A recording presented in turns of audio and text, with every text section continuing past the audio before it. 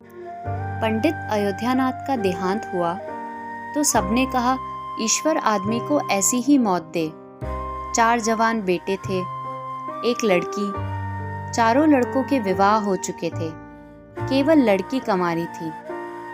संपत्ति भी काफी छोड़ी थी, एक पक्का मकान, 2 बगीचे, कई हजार के गहने और 20,000 नगद। विधवा फूलमती को शोक तो हुआ और कई दिन तक बेहाल पड़ी रही, लेकिन जवान बेटों को सामने देखकर उसे ढांढस हुआ।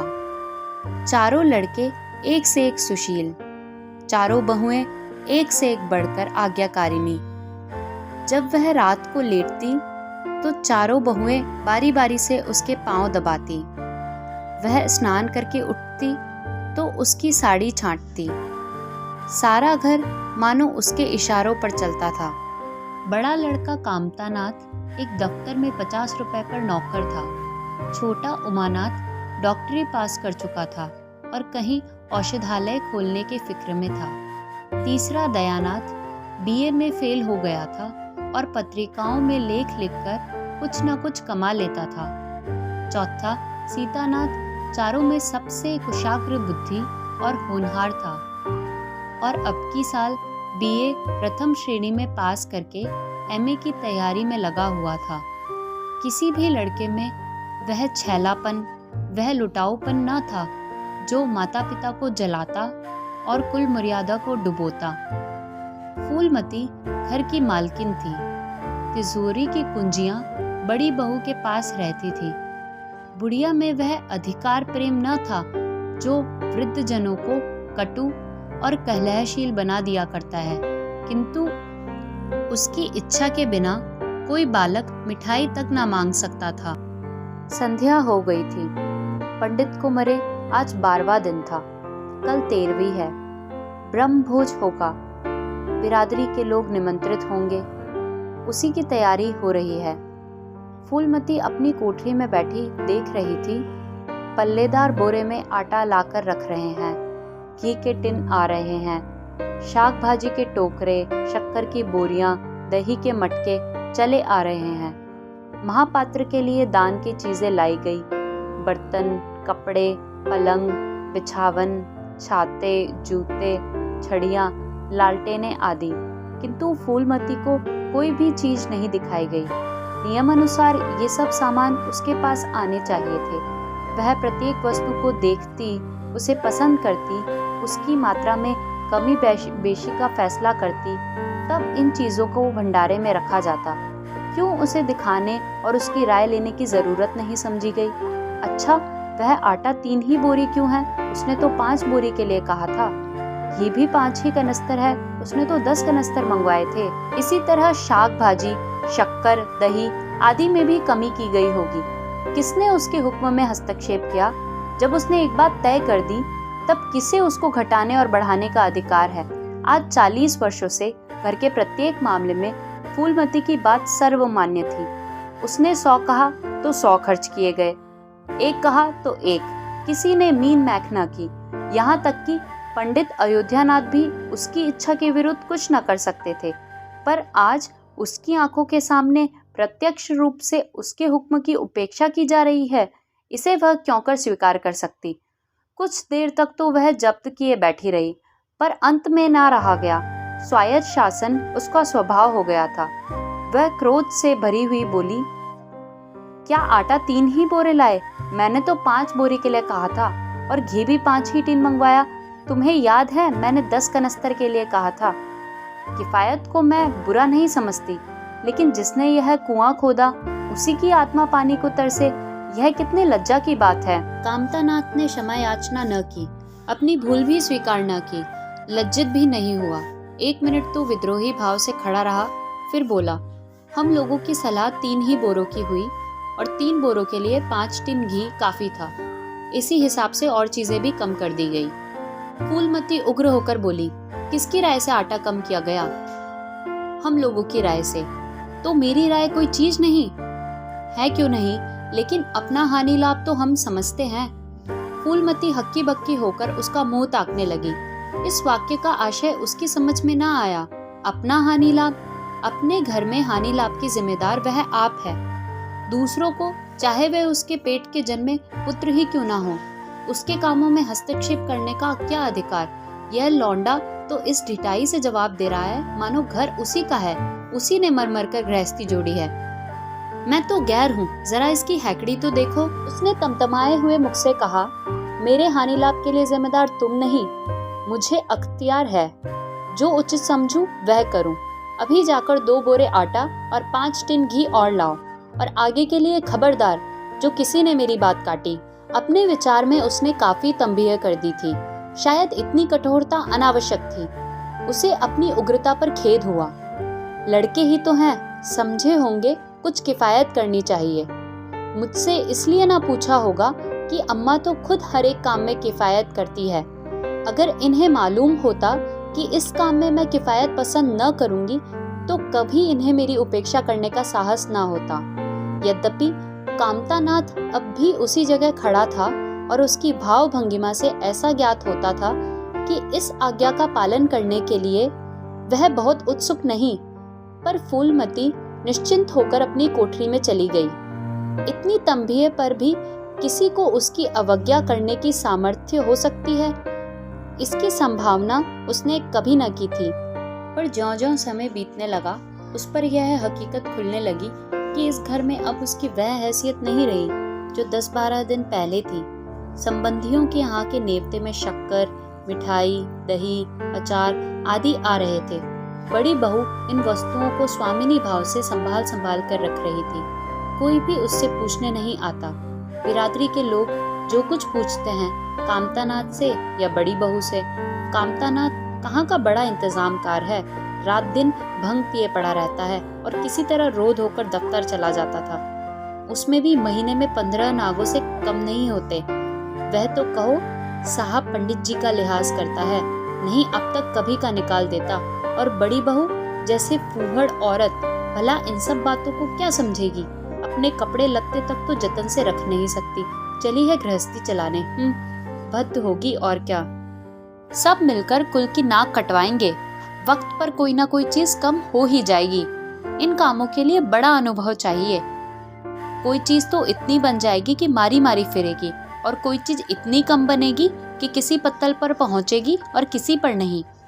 आखिर इन सबों को हो क्या गया है? अच्छा, बहू तिजोरी क्यों खोल रही है? वह मेरी आज्ञा के बिना तिजोरी खोल रही है। कुंजी उसके पास है अवश्य, लेकिन जब तक मैं रुपए ना निकलवाऊं तिजोरी नहीं खुलती। आज तो इस तरह खुल रही है मानो मैं कुछ हूं ही नहीं। यह मुझसे ना बर्दाश्त होगा। वह झमक कर उठी और बहू के पास जाकर कठोर स्वर में बोली, तिजोरी क्यों खोलती हो बहू? मैंने तो खोलने को नहीं कहा। बड़ी बहू ने निसंकोच भाव से उत्तर दिया, बाजार से सामान आया है तो दाम ना दिया जाए?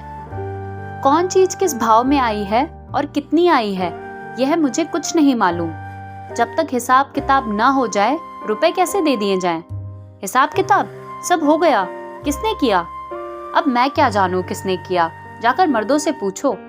मुझे हुक्म मिला रुपए लाकर दे दो, रुपए लिए जाती हूँ। फूलमती खून का घूंट पीकर रह गई। इस वक्त बिगड़ने का अवसर न था। घर में मेहमान स्त्री पुरुष भरे हुए थे। अगर इस वक्त उसने लड़कों को डांटा तो लोग यही कहेंगे कि इनके घर में पंडित जी के मरते ही फूट पड़ गई। दिल पर पत्थर रखकर फिर अपनी कोठरी में चली गई। जब मेहमान विदा हो जाएंगे तब वह एक एक की खबर लेगी। तब देखेगी कौन उसके सामने आता है और क्या कहता है। इनकी सारी चौकड़ी बुला देगी। किंतु कोठरी के एकांत में भी वह निश्चिंत न बैठी थी। सारी परिस्थिति को गिद्ध दृष्टि से देख रही थी। कहाँ सत्कार का कौन सा नियम भंग होता है, कहाँ मर्यादाओं की उपेक्षा की जाती है। भोज आरंभ हो गया। सारी बिरादरी एक साथ पंगत में बैठा दी गई। आंगन में मुश्किल से 200 आदमी बैठ सकते थे। ये 500 आदमी इतनी सी जगह में कैसे बैठाए जाएंगे? क्या आदमी के ऊपर आदमी बैठाए जाएंगे? 2 पंगतों में लोग बिठाए जाते तो क्या बुराई हो जाती? यही तो होता कि 12 बजे की जगह भोज 2 बजे समाप्त होता। मगर यहाँ तो सबको सोने की जल्दी पड़ी हुई है। किसी तरह यह बला सिर से टले और चैन से सोएं। लोग कितने सटकर बैठे हुए हैं। किसी को भी हिलने की जगह भी नहीं। पत्तल भी एक पर एक रखे हुए हैं। पूरियां ठंडी हो गई, लोग गरम गरम मांग रहे हैं। मैदे की पूरियां ठंडी होकर चिवड़ी हो जाती है, इन्हें कौन खाएगा। रसोइये को कढ़ाव पर से न जाने क्यों उठा दिया गया। यही सब बातें नाक कटाने की है। सहसा शोर मचा, तरकारियों में नमक नहीं। बड़ी बहू जल्दी जल्दी नमक पीसने लगी। फूलमती क्रोध के मारे होठ चबा रही थी, पर इस अवसर पर मुंह ना खोल सकती थी। नमक पिसा और पत्तलों पर डाला गया। इतने में फिर शोर मचा, पानी गर्म है, ठंडा पानी लाओ। ठंडे पानी का कोई प्रबंधन न था, बर्फ भी नहीं मंगाई गई। आदमी बाजार दौड़ाया गया, मगर बाजार में इतनी रात गए बर्फ कहाँ। आदमी खाली हाथ लौट आया। मेहमानों को वहीं नल का गर्म पानी पीना पड़ा। फूलमती का बस चलता तो लड़कों का मुंह नोच लेती। ऐसी छिछालेदार उसके घर में कभी ना हुई थी। उस पर सब मालिक बनने के लिए मरते हैं। बर्फ जैसी जरूरी चीज मंगवाने की भी किसी को सुधि न थी। सुधि कहाँ से रहे जब किसी को गप लड़ाने से फुर्सत मिले। मेहमान अपने दिल में क्या कहेंगे कि चले हैं बिरादरी को भोज देने और घर में बर्फ तक नहीं। अच्छा, फिर यह हलचल क्यों मची? अरे, लोग पंगत से उठ जा रहे हैं, क्या मामला है? फूलमती उदासीन न रह सकी। कोठरी से निकलकर बरामदे में आई और कामतानाथ से पूछा, क्या बात हो गई लल्ला, लोग उठे क्यों जा रहे हैं? कामता ने कोई जवाब न दिया, वहां से खिसक गया। फूलमती झुंझलाकर रह गई। सहसा कहारिन मिल गई। फूलमती ने उससे भी यह प्रश्न किया। मालूम हुआ किसी के शोरबे में मरी हुई चूहिया निकल आई। फूलमती चित्रलिखित सी वहीं खड़ी रह गई। भीतर ऐसा उबाल उठा कि दीवार से सिर टकरा ले। अभागे भोज का प्रबंध करने चले थे। इस फूहड़पन की कोई हद है? कितने आदमियों का धर्म सत्यानाश हो गया। फिर पंकज क्यों ना उठ जाए? आंखों से देखकर अपना धर्म कौन गंवाएगा? हाथ सारा किया धरा मिट्टी में मिला दिया। सैकड़ों रुपए पर पानी फिर गया। बदनामी हुई वह अलग। मेहमान उठ चुके थे। पत्तलों पर खाना ज्यों का त्यों पड़ा हुआ था। चारों लड़के आंगन में लज्जित खड़े थे, एक दूसरे को इल्जाम दे रहे थे। बड़ी बहू अपनी देवरानियों पर बिगड़ रही थी। देवरानियां सारा दोष कुमुद के सिर डालती थी। कुमुद खड़ी रो रही थी। उसी वक्त फूलमती झल्लाई हुई आकर बोली, मुंह में कालीक लगी कि नहीं, या अभी भी कुछ कसर बाकी है? डूब मरो सब के सब जाकर चुल्लू भर पानी में। शहर में कहीं मुंह दिखाने लायक नहीं रहे। किसी भी लड़के ने जवाब न दिया। फूलमती और भी प्रचंड होकर बोली, तुम लोगों का क्या, किसी को शर्म हया तो है नहीं। आत्मा तो उनकी रो रही है जिन्होंने अपनी जिंदगी घर की मर्जाद बनाने में खराब कर दी। उनकी पवित्र आत्मा को तुमने यों कलंकित किया। शहर में थू थू हो रही है, अब कोई तुम्हारे द्वार पर पेशाब करने तक ना आएगा। कामतानाथ कुछ देर तक तो चुपचाप खड़ा सुनता रहा। आखिर झुंझला कर बोला, अच्छा अब चुप रहो अम्मा। भूल हुई, हम सब मानते हैं, बड़ी भयंकर भूल हुई, लेकिन अब क्या इसके लिए घर के प्राणियों को हलाल कर डालोगी? सभी से भूलें होती है, आदमी पछताकर रह जाता है। किसी की जान तो नहीं मारी जाती। बड़ी बहू ने अपनी सफाई दी। क्या हम जानते थे कि कुमुद बीबी से इतनी सी काम भी नहीं होगा? इन्हें चाहिए था कि देखकर तरकारी कढ़ाई में डालती, टोकरी उठाकर कढ़ाई में डाल दी। हमारा क्या दोष? कामतानाथ ने पत्नी को डांटा, इसमें न कुमुद का कसूर है, न तुम्हारा न मेरा। संयोग की बात है, बदनामी भाग में लिखी थी, वह हुई। इतने बड़े भोज में एक एक मुट्ठी तरकारी कढ़ाई में नहीं डाली जाती, टोकरे के टोकरे उड़ेल दिए जाते हैं। कभी कभी ऐसी दुर्घटना होती है, पर इसमें कैसी जग हंसाई और कैसी नक कटाई। तुम खामखा जले पर नमक छिड़कती हो। फूलमती ने दांत पीसकर कहा, शर्माते तो नहीं, उल्टा और बेहयाई की बातें करते हो। कामतानाथ ने निसंकोच होकर कहा, शर्माऊं क्यों? किसी की चोरी की है? चीनी में चींटे और आटे में घुन यह नहीं देखे जाते। पहले हमारी निगाह न पड़ी, बस यही बात बिगड़ गई। नहीं चुपके से चूहिया निकालकर फेंक देते, किसी को खबर भी ना होती। फूलमती ने चकित होकर कहा, क्या कहता है? मरी चूहिया खिलाकर सबका धर्म बिगाड़ देता। कामता हंसकर बोला, क्या पुराने जमाने की बातें करती हो अम्मा, इन बातों से धर्म नहीं जाता। यह धर्मात्मा लोग जो पत्तल पर से उठ गए हैं, इनमें से कौन है जो भेड़ बकरी का मांस न खाता हो। तालाब के कछुए और घोंगे तक तो किसी से बचते नहीं, जरा सी चूहिया में क्या रखा था। फूलमती को तो ऐसा प्रतीत हुआ कि अब प्रलय आने में बहुत देर नहीं।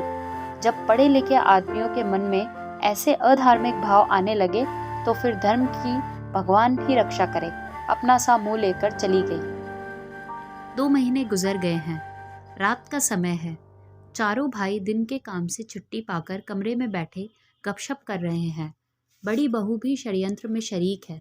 कुमुद के विवाह का प्रश्न छिड़ा हुआ है। कामतानाथ ने मसनद पर टेक लगाते हुए कहा, दादा की बात दादा के साथ गई। पंडित विद्वान भी है और कुलीन भी होंगे, लेकिन जो आदमी अपनी विद्या और कुलीनता को रुपए पर बेचे वह नीच है। ऐसे नीच आदमी के लड़के से हम कुमुद का विवाह सेंत में भी ना करेंगे। 5,000 तो दूर की बात है। उसे बताओ धत्ता और किसी दूसरे वर्ग की तलाश करो। हमारे पास कुल 20,000 ही तो हैं। एक एक के हिस्से में 5-5 हजार आते हैं। 5,000 दहेज में दे दें और 5,000 नेक न्योछावर बाजे गाजे में उड़ा दें तो फिर हमारी बधिया ही बैठ जाएगी। उमानाथ बोले, मुझे अपना औषधालय खोलने के लिए कम से कम 5,000 की जरूरत है। मैं अपने हिस्से में से 1 पाई भी नहीं दे सकता। फिर खुलते ही आमदनी तो होगी नहीं, कम से कम साल भर घर से खाना पड़ेगा। दयानाथ एक समाचार पत्र देख रहे थे। आंखों से ऐनक उतारते हुए बोले, मेरा विचार भी एक पत्र निकालने का है। प्रेस और पत्र में कम से कम 10,000 का कैपिटल चाहिए। 5,000 मेरे रहेंगे तो कोई ना कोई साझेदार भी मिल जाएगा। पत्रों में लेख लिखकर मेरा निर्वाह नहीं हो सकता। कामतानाथ ने सिर हिलाते हुए कहा, अजी राम भजो, सेंत में कोई लेख छापता नहीं, रुपए कौन देता है।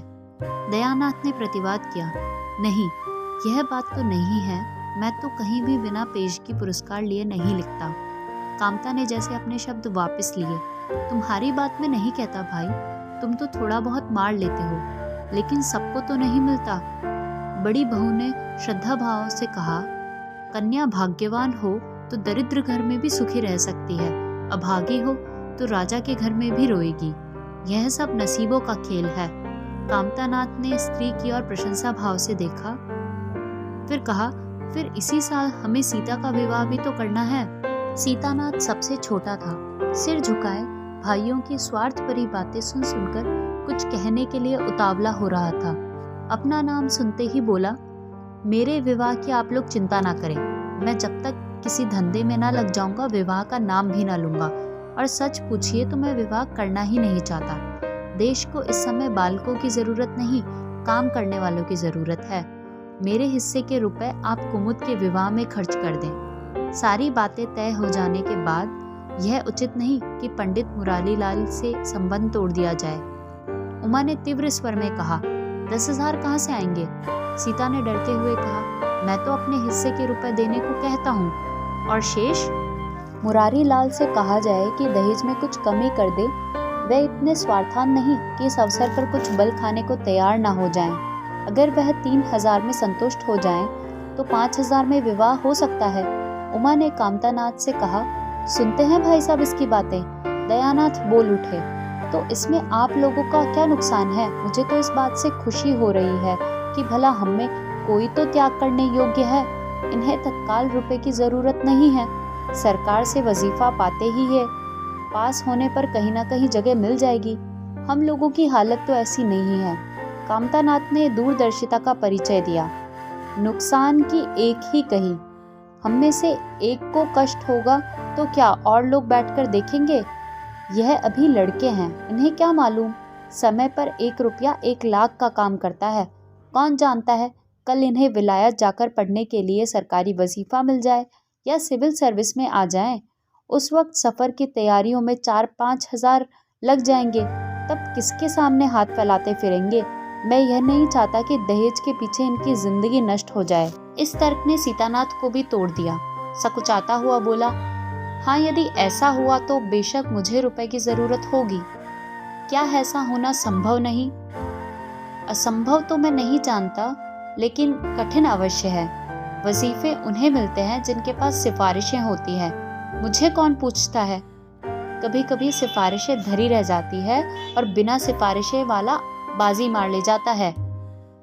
तो भैया आप जैसा उचित समझें। मुझे यहाँ तक मंजूर है कि मैं चाहे विलायत ना जाऊं, पर कुमुद अच्छे घर जाए। कामतानाथ ने निष्ठा भाव से कहा, अच्छा घर दहेज देने ही से नहीं मिलता भैया। जैसा तुम्हारी भाभी ने कहा, यह नसीबों का खेल है।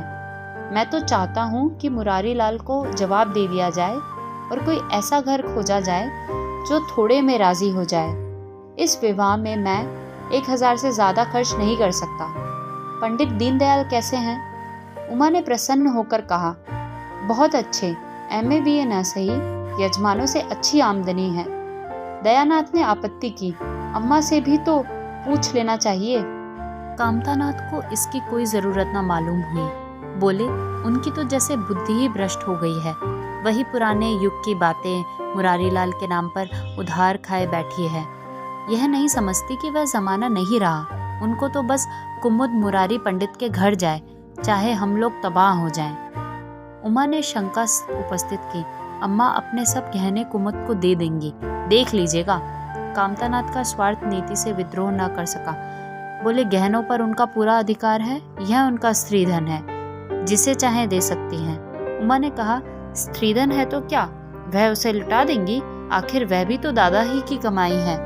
किसी की भी कमाई हो, स्त्रीधन पर उनका पूरा अधिकार है। यह कानूनी गौरव देते हैं 20,000 में तो 4 हिस्सेदार हों और 10,000 के गहने अम्मा के पास रह जाएं। देख लेना, इन्हीं के बल पर वह कुमुद का विवाह मुरारी पंडित से के घर कर देंगी। उमानाथ इतनी बड़ी रकम को इतनी आसानी से नहीं छोड़ सकता। वह कपट नीति में कुशल है। कोई कौशल रचकर माता से सारे गहने ले लेगा। उस वक्त तक कुमुद के विवाह की चर्चा करके फूलमती को भड़काना उचित नहीं। कामतानाथ ने सिर हिलाकर कहा, भाई मैं इन चालों को पसंद नहीं करता। उमानाथ ने खिसियाकर कहा, गहने 10,000 से कम के ना होंगे। कामता अविचलित स्वर में बोला, कितने ही के हूँ, मैं अनीति में हाथ नहीं डालना चाहता। तो आप अलग बैठिए। हाँ, बीच में भांजी ना मारिएगा। मैं अलग रहूंगा और तुम सीता, मैं भी अलग रहूंगा। लेकिन जब दयानाथ से यही प्रश्न किया गया तो वह उमानाथ से सहयोग करने को तैयार हो गया। 10,000 में 2,500 तो उसके होंगे ही। इतनी बड़ी रकम के लिए यदि कुछ कौशल करना भी पड़े तो क्या क्षम्य है। एक दिन फूलमती रात को भोजन करके लेटी थी कि उमा और दया उसके पास जाकर बैठ गए। दोनों ऐसा मुंह बनाए हुए थे मानो कोई भारी विपत्ति आ पड़ी है। फूलमती ने सशंक होकर पूछा, तुम दोनों घबराए हुए मालूम होते हो। उमा ने सिर खुजलाते हुए कहा, समाचार पत्रों में लेख लिखना बड़े जोखिम का काम है अम्मा। कितना ही बचकर लिखो, लेकिन कहीं ना कहीं पकड़ हो ही जाती है। दयानाथ ने एक लेख लिखा था, उस पर 5,000 की जमानत मांगी गई है। अगर कल तक जमा न कर दिए गए तो गिरफ्तार हो जाएंगे और 10 साल की सजा ठुक जाएगी। फूलमती ने सिर पीटकर कहा, ऐसी बातें क्यों लिखते हो बेटा? जानते नहीं हो आजकल हमारे आदिन आए हुए हैं, जमानत किसी तरह टल नहीं सकती। दयानाथ ने अपराधी भाव से उत्तर दिया, मैंने तो अम्मा ऐसी कोई बात नहीं लिखी थी, लेकिन किस्मत को क्या कहूँ, हाकिम जिला इतना कड़ा है कि जरा भी रियायत नहीं करता। मैंने जितनी दौड़ धूप हो सकती थी वह सब कर ली। तो तुमने कामता से रुपए का प्रबंध करने को नहीं कहा? उमा ने मुंह बनाया। उनका स्वभाव तो आप जानती हो अम्मा, उन्हें रुपए प्राणों से प्यारे हैं। इन्हें चाहे काला पानी की सजा ही क्यों ना हो जाए, वह एक पाई ना देंगे। दयानाथ ने समर्थन किया, मैंने तो उनसे इसका जिक्र भी नहीं किया। फूलमती ने चारपाई से उठते हुए कहा, चलो मैं कहती हूँ, देगा कैसे नहीं। रुपए इसी दिन के लिए ही तो होते हैं, गाड़ कर रखने के लिए थोड़ी हैं। उमानाथ ने माता को रोककर कहा, नहीं अम्मा, उनसे कुछ ना कहो, रुपए तो ना देंगे, उल्टे और हाय हाय मचाएंगे। उनको अपनी नौकरी की खैरियत मनानी है, इन्हें घर में रहने भी ना देंगे। अफसरों में जाकर खबर दे दे तो आश्चर्य नहीं। फूलमती ने लाचार होकर कहा, तो फिर जमानत का क्या प्रबंध करोगे? मेरे पास तो कुछ है नहीं। हाँ, मेरे गहने हैं, इन्हें ले जाओ, कहीं गिरवी रखकर जमानत दे दो, और आज से कान पकड़ो कि किसी पत्र में एक शब्द भी ना लिखोगे। दयानाथ कानों पर हाथ रखकर बोला, यह तो नहीं हो सकता अम्मा कि तुम्हारे जेवर लेकर मैं अपनी जान बचाऊं। 10-5 साल की कैद ही तो होगी, झेल लूंगा। यहीं बैठा बैठा क्या कर रहा हूँ। फूलमती छाती पीटते हुए बोली, कैसी बातें मुंह से निकालते हो बेटा। मेरे जीते जी तुम्हें कौन गिरफ्तार कर सकता है। उसका मुंह झुलस दूंगी। गहने इसी दिन के लिए हैं या और किसी दिन के लिए। जब तुम ही ना रहोगे तो गहने लेकर क्या आग में झोंकूंगी। उसने पिटारी लाकर उसके सामने रख दी। दया ने उमा की ओर जैसे फरियाद की आंखों से देखा और बोला, आपकी क्या राय है भाई साहब। इसी मारे मैं कहता हूँ अम्मा को बताने की जरूरत नहीं, जेल ही तो हो जाती या और कुछ। उमा ने जैसे सिफारिश करते हुए कहा, यह कैसे हो सकता है कि इतनी बड़ी वारदात हो जाती और अम्मा को खबर ना होती। मुझसे यह नहीं हो सकता कि सुनकर पेट में डाल लेता, मगर अब करना क्या चाहिए यह मैं खुद निर्णय नहीं कर सकता। ना तो यही अच्छा लगता है, ना कि तुम जेल चले जाओ ये अच्छा लगता है, ना ये अच्छा लगता है कि अम्मा के गहने गिरवी रख दे। फूलमती ने व्यथित कंठ से पूछा, क्या तुम समझते हो मुझे गहने तुमसे ज्यादा प्यारे हैं। मैं तो प्राण तक तुम्हारे ऊपर न्यौछावर कर दूं, गहनों की बिसात ही क्या है। दया ने दृढ़ता से कहा, अम्मा तुम्हारे गहने तो ना लूंगा, चाहे मुझ पर कुछ ही क्यों ना आ पड़े। जब आज तक तुम्हारी कुछ सेवा ना कर सका तो किस मुंह से तुम्हारे गहने उठा ले जाऊं। मुझ जैसे कपूत को तो तुम्हारी कोख से जन्म ही ना लेना चाहिए था। सदा तुम्हें कष्ट ही देता रहा हूँ। फूलमती ने भी उतनी ही दृढ़ता से कहा, अगर यौ ना लोगे तो मैं खुद जाकर इन्हें गिरवी रख दूंगी और खुद हाकिम जिला के पास जाकर जमानत जमा करके आऊंगी। अगर इच्छा हो तो यह परीक्षा भी ले लो। आंखें बंद हो जाने के बाद क्या होगा भगवान जाने, लेकिन जब तक जीती हूँ तुम्हारी और कोई तिरछी आंखों से देखे यह नहीं हो सकता। उमानाथ ने मानो माता पर एहसान रखकर कहा, अब तो तुम्हारे लिए कोई रास्ता नहीं रहा दयानाथ। क्या हर्ज है, ले लो, मगर याद रखो ज्यों ही हाथ में रुपए आ जाएं गहने छुड़ाने पड़ेंगे। सच कहते हैं मातृत्व दीर्घ तपस्या है। माता की सेवा इतना स्नेह और कौन कर सकता है। हम बड़े अभागे हैं कि माता के प्रति जितनी श्रद्धा रखनी चाहिए उसका शतांश भी नहीं रखते। दोनों ने जैसे बड़े धर्म संकट में पड़कर गहनों की पिटारी संभाली और चलते बने। माता वात्सल्य भरी आंखों से उनकी ओर देख रही थी और उसकी संपूर्ण आत्मा का आशीर्वाद जैसे उन्हें अपनी गोद में समेट लेने के लिए व्याकुल हो रहा था। आज कई महीने के बाद उसके भग्न मातृ हृदय को अपना सर्वस्व अर्पण करके जैसे आनंद की विभूति मिली। उसकी स्वामिनी कल्पना इसी त्याग के लिए, इसी आत्मसमर्पण के लिए जैसे कोई मार्ग ढूंढती रहती थी। अधिकार या लोभ या ममता की वहां गंध तक न थी। त्याग ही उसका आनंद और त्याग ही उसका अधिकार है। आज अपना खोया हुआ अधिकार पाकर अपनी सिरजी हुई प्रतिमा पर अपने प्राणों की भेंट करके वह निहाल हो गई।